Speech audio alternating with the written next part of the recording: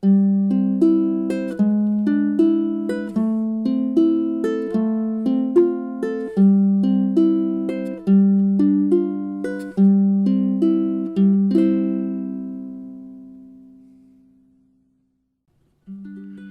devised a little chord progression here to be utilized as an exercise to develop our skills at transitioning from one chord to another. And each of these chords in this exercise are to be played with 8 strokes or 8 beats a measure as we play it. And I'm just going to stroke it only with my thumb. It's quite simple. No complex strum is needed here because what we're doing is we're concentrating on the left hand only. Hi, in learning to play the ukulele, we have to have a vocabulary of chords. Chords that we can strum to accompany the songs that we sing. And one of the challenges that we have with that is not just getting the fingering of the chords themselves, although that is the first challenge. The next challenge is to get the transitions from one chord to another. And then we call that a chord progression or a chord transition. So for instance, in the little exercise that I developed at the beginning of this video, it starts with a G chord, and then it goes to a B7th. So the hand has to change its position entirely to get from a G to a B7th. And to get that B7th, you'll notice I kind of bring my hand around a little bit. I keep my wrist dropped. It's a bar chord. Then it goes to an F. Then it goes to an E minor. And this differs a little bit from the grid that's on the beginning of the video. I only use 3 fingers. The one at the beginning of the video has all 4 fingers like that. And you can do your E minor that way, that's just fine. But I find that 3 is equally as good and it's easier to get to.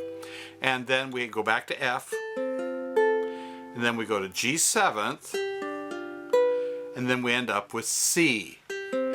Now I just kind of came up with this little exercise of chords. It's kind of random. It's not a song or anything like that, but it does give us the chance to move around in different hand positions from one chord to another. And so when you transition from one chord to the next, you want to look ahead to see what your next chord is going to be and kind of have that set in your mind and in your fingers so that when you change from G to B7th, you don't have to go G and then, let's see, B7th is, and then you have to put the fingers down until you get them all right. In the beginning stages you will, but ultimately the goal is you want to get it so that you can go from G to B7th, just like that. And then go to F, just like that. And go to E minor, just like that. And back to F and the G7th and C, so that they become instantaneous. That comes only with practice. Only with practice, building up the muscle memory in the fingers of our left hand. Now, add to that the other element of strumming. And I would suggest don't do any strumming until you feel really comfortable with those chord changes. So do some silent work first. Just go G, B7th, F, E minor, F, G7th, C, and do that little progression of chords over and over and over again until those chord fingerings and those chord changes become more and more confident. Then you can add the strum. But even at that point, don't strum fast. Only strum as fast as you can make the changes. So you want to avoid doing this. Stop strum. Stop strum. You don't want to stop the momentum. You don't want to stop the strum when you make a chord change. There should never be a stop between chord changes. It should be seamless. So keep the strum going, and if you even have to play it very, very slow to do that, that's okay. In time, you will get the speed up. So do this little exercise, 8 strokes each chord.